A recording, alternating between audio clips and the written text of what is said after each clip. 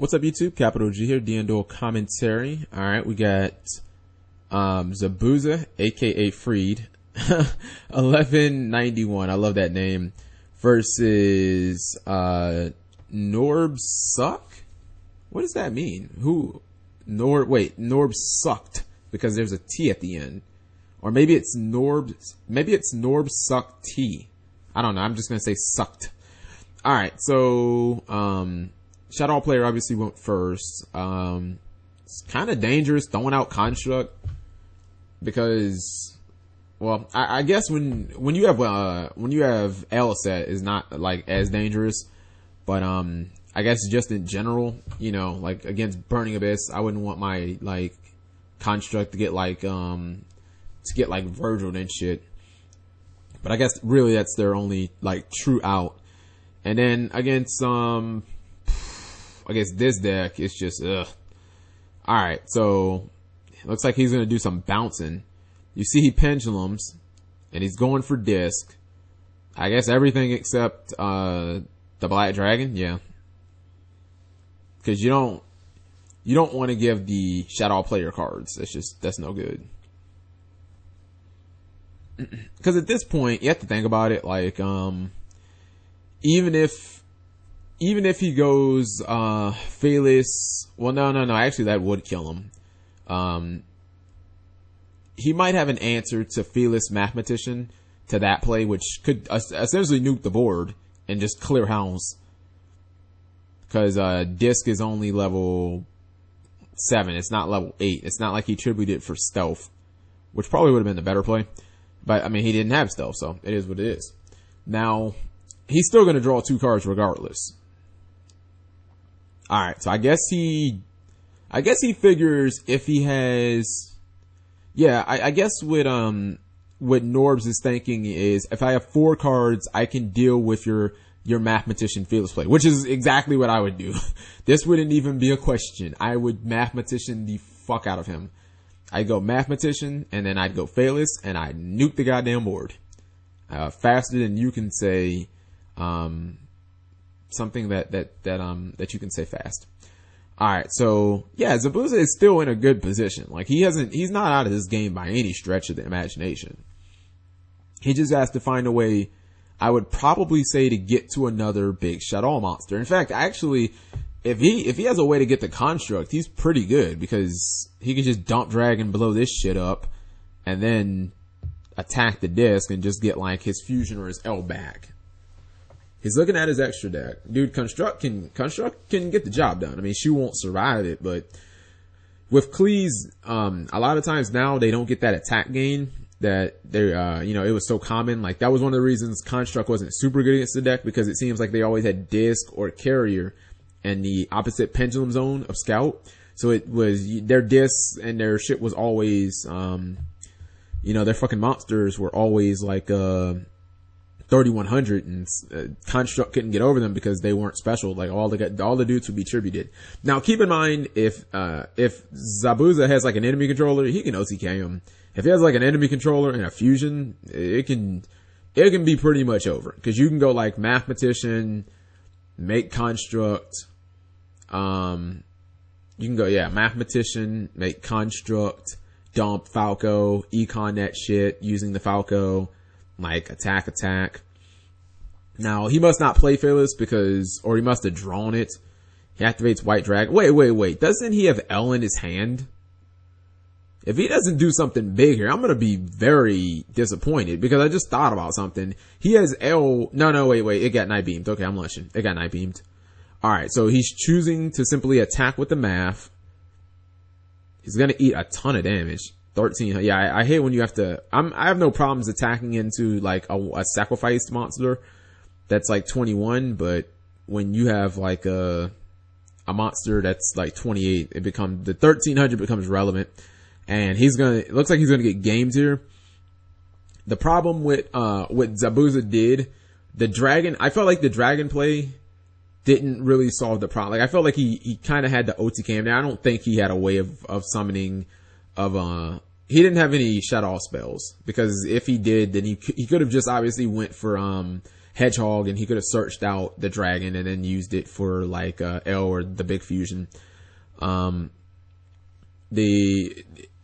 problem was with Norbs having 3 cards plus a draw phase, like there was no way that he wasn't gonna get to a scout, or that he wasn't gonna get to like a level 1 scale. I'm trying to think what else is 1 in the deck. You're 9. Wait. I think, all right, is this how it goes? All the dudes who tribute, all the dudes who have effects when tributed, like Helix and Carrier, they're 9s. And then the dudes who, no, because you can pendulum with Carrier and Scout. So Carrier has to be a 1. I don't know. All I know is they got multiple 1s in the fucking deck. I think Disc is a 1, right? Disc is a 1. And I guess Carrier is a 1. I don't know how they decided what is a 1 and what's a 9. This shit seems very random to me. Alright. This is a situation where, again, if you're not playing Fearless, it can really, really hurt you, because while Dragon doesn't die, and he must not be playing Fearless, because the Black Rose play is too real. Why Fearless doesn't die to why Fearless dies to Vanities, it doesn't die to Shadow Mirror. So, you know, the play that he did doesn't die to either one. The problem is, you know, he has Dark Arm, but he doesn't really have any darks in the graveyard. Let's see if he has the Vanities or the Shadow Mirror. If he doesn't have either one, then you were pretty much good for the get-go. And he doesn't. He goes for Winda, or sometimes like I like to call her Elsa. He'll draw 1, and then he'll trigger White Dragon. Sometimes I feel like I wish they would have made it so you can turn off Winda. There would be so many more goddamn OTKs with this card if you could turn it off. Like if it just limited your opponent. Because if you just think about it right now, okay, so he has White Dragon, and then he also has Dark Arm. Can't summon them both. So, you know what I mean? And he's already used his normal summon, so. He drew, and he got a White Dragon. Now, most Shadow players only run, most Doll players only run, 1 Black Dragon, so. I don't think he can get OTK here. Like, personally, I wouldn't have any problem ramming that damn mathematician into that monster, into the Helix and drawing. Especially if I knew I wasn't gonna set anything. Like, what are you really gonna do? Alright, so is this the display coming? Whoa, I have no idea what this card is. Cephalopod. Okay, this is the first time that I've seen this card played, so I'll assume it isn't that great, because if it was, everybody would probably be playing it. Okay, when you're normal, you go to 18, got it. Whoa, something about the difference in attack gaining. If it's a conditional effect, that's never good. Let's see, if your opponent has more monsters than you in their graveyard, you gain the life point difference. What about inflicting damage?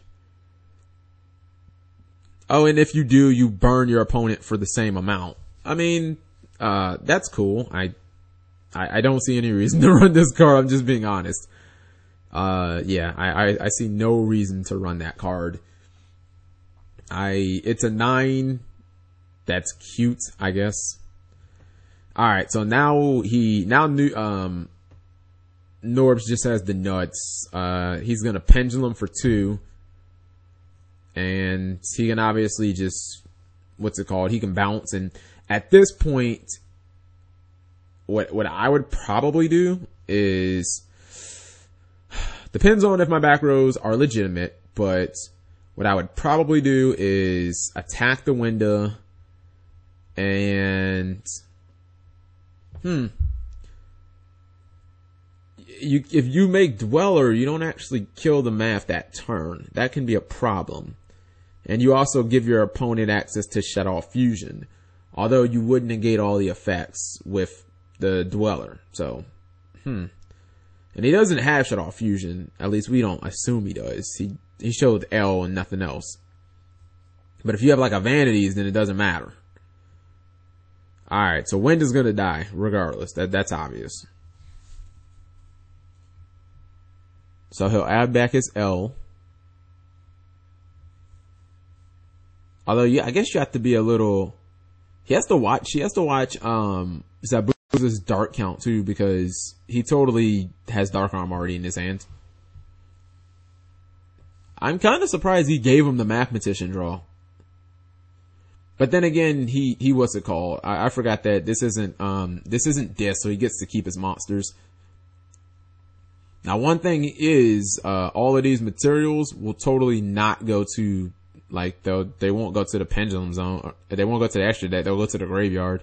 He's activating, is he gonna send Sacrifice to the grave? Nope, he sends Scout to the graveyard.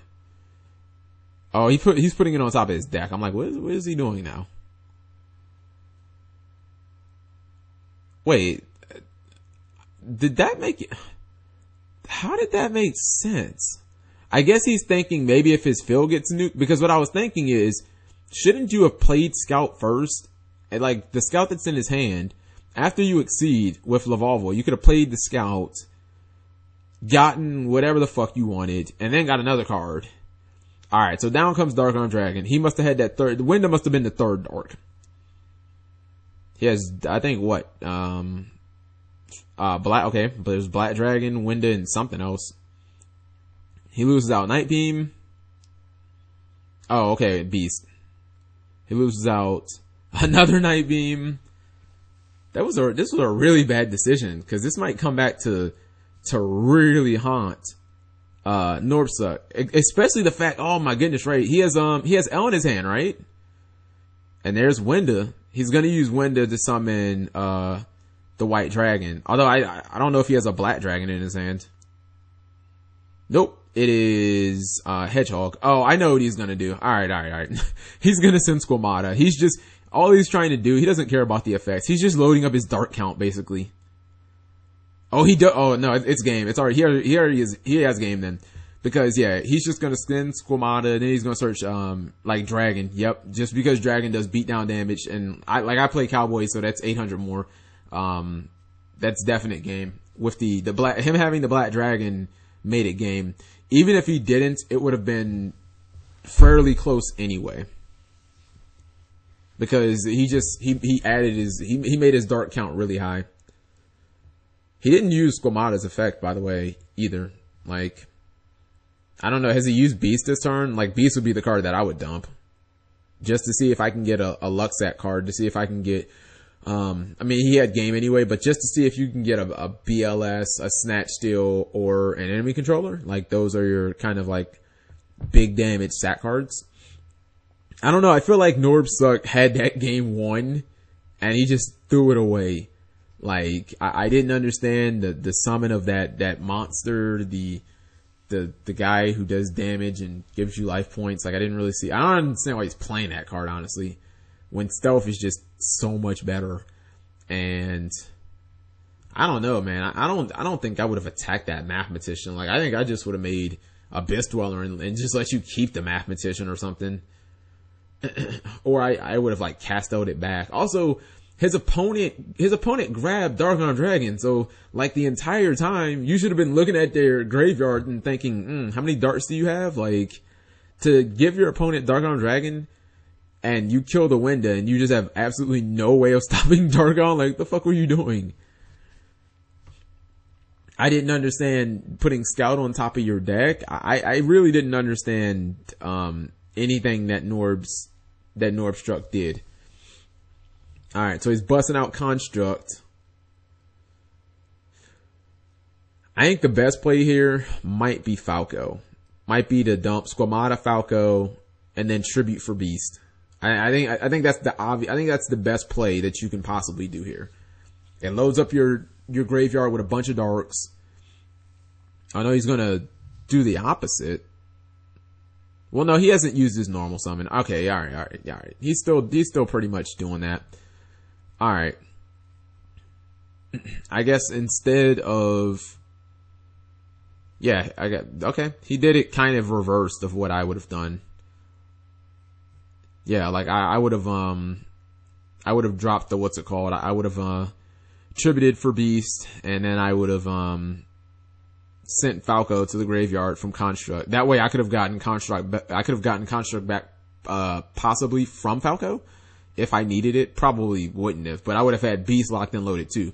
Because Dragon isn't a legitimate option when you're going first. So, you're looking at cards like Falco, Beast, and Hedgehog that are gonna, do it for you basically.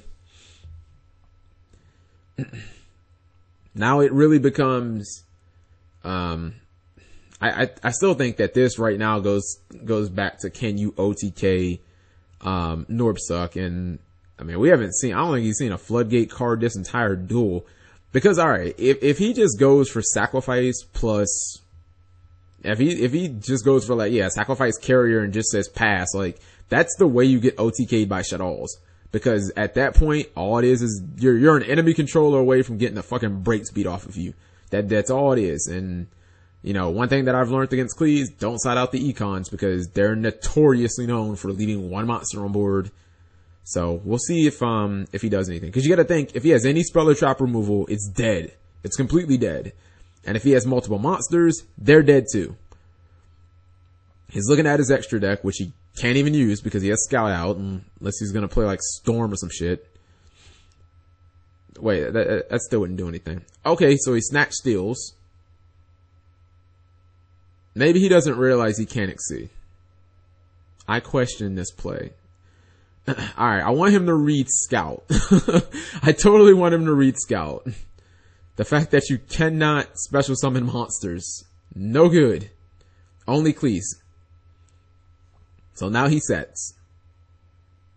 Alright, so, I mean, if those are legitimate floodgate cards, the huge misplay that he just did, which was beyond bad, it won't really hurt him that much. But that was, yeah. See, now I don't feel bad about saying it was bad because he said it was bad for me. Alright, there's Falco. There's Vanities, which you can turn off at any time. Oh, there's Twister. Okay. So he wants to get, the interesting thing is you would have liked to save that Twister for Scout, basically. Because you would have been able to kill the white dragon anyway by just attacking it.